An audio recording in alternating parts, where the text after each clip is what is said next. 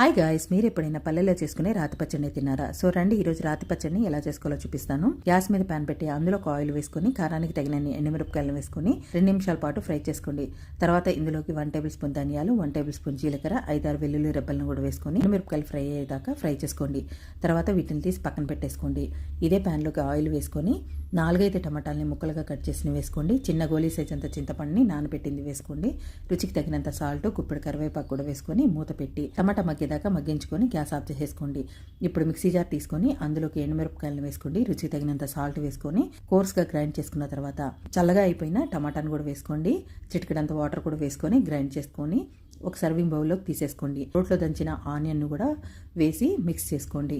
So role ఉన్న వాళ్ళు రోట్లో చేసుకోండి, రోల్ లేని వాళ్ళు మిక్సీలో చేసుకోవచ్చు. సో మోర్ టైమ్స్ నేను రోల్లో చేసిన చట్నీలు చూపించాను, ఈసారి అయితే చూపించడం లేదు. సో వేడివేడి రైస్లోకి చట్నీ నెయ్యితో తినండి, టేస్ట్ అదిరిపోతుంది. పల్లెటూరు పచ్చడిని ఒకసారి తప్పకుండా